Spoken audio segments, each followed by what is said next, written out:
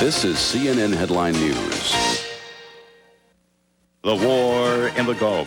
CNN is the network for the most complete coverage from the Middle East and throughout the world. Now, more than ever, shouldn't you be watching the network viewers voted best in coverage of the crisis in the Gulf? CNN. As war erupts in the Persian Gulf, the world turns to one source, where the principals check the widening conflict, key figures monitor world reactions, and families look for news of hope. Now, more than ever, shouldn't you be watching CNN? From Turner Broadcasting System, this is CNN Headline News. After the twins, I thought my stomach would never go back to normal, but with the help of the abdominizer and sensible eating... CNN Headline News, I'm Bob Lozier. It is a foggy, rainy morning in Baghdad, and it may not be the same city it was only hours ago. The U.S.'s preliminary reports on the massive air assault which targeted nuclear and chemical warfare sites in Iraq were very, very encouraging, as they put it. For the latest now, we go to David Goodnow at the update desk. David?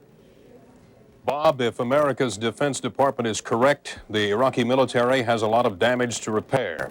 Air Force personnel from 4 countries swung into action not long after midnight Saudi time, about 9 hours ago. The American military has released pictures of F-15E Strike Eagle fighter bombers and their pilots before they attacked Iraq. Pentagon officials are describing it as if it were the best of all possible missions. They tell CNN most of Iraq's Air Force has been wiped out, as were locations for possible Scud missiles. These pictures just in show troops donning their gas masks. The Pentagon officials say potential sites of chemical and nuclear weapons were destroyed. Sites in Baghdad were set afire. And Israeli and Iranian reports indicate the attack stretched from western Iraq to the eastern city of Iraq. America's Defense Secretary gave an early report to journalists. Preliminary reports we have received in terms of the success of the operation, and that includes the possibility of casualties, have been very, very encouraging. The operation appears to have gone very well. That eastern city that the attack stretched to apparently was the eastern city of Basra in Iraq. Now, the American Air Force had help from British, Saudi Arabian, and Kuwaiti aircraft. Britain's defense ministry claims none of its warplanes suffered damage, and few were apparently challenged by Iraq's Air Force.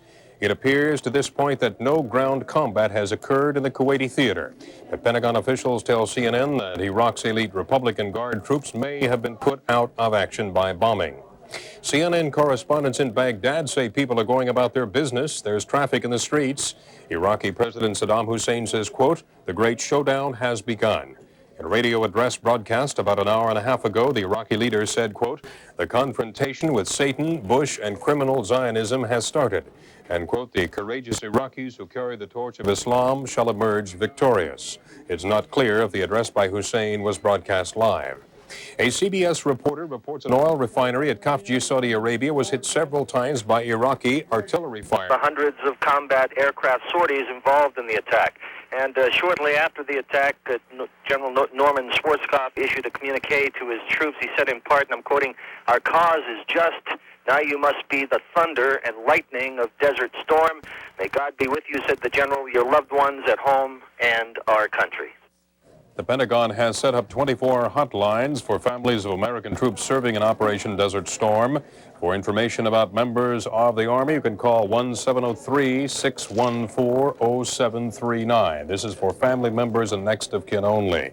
For the Marines, 1-800-523-2694. For the U.S. Air Force members, 1-800-253-9276. Family members, next of kin only. U.S. Navy, 2 numbers there, 1-800-255-3808, 1-800-732-1206. And for the U.S. Coast Guard, a hotline number, 1-800-283-8724. And that is the latest on the combat situation from the Persian Gulf. We're literally updating it by the minute. And, Bob, we're going to have an update again in about 15 minutes' time. All right, David, thanks again for the report. President Bush says the world could wait no longer. He authorized a massive airstrike sometime Tuesday, but waited until after the UN deadline to see if there would be any last-minute diplomatic successes. Mr. Bush informed congressional leaders just prior to the attack. Israeli leaders were also notified before the assault began. On national television about 2 hours later, Mr. Bush predicted there will be what he calls a new world order. Kuwait will be freed and American troops sent home. When the troops we've sent in finish their work, I'm determined to bring them home as soon as possible. Tonight, as our forces fight, they and their families are in our prayers. May God bless each and every one of them and the coalition forces at our side in the Gulf, and may He continue to bless our nation, the United States of America. Australia, Japan, and South Korea have issued statements fully supporting the military assault on Iraq, and NATO ambassadors have convened an emergency session in Brussels. They're warning Iraq not to attack NATO member Turkey, which borders Iraq.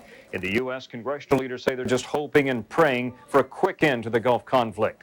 House Speaker Tom Foley says America must stand firmly behind the armed services.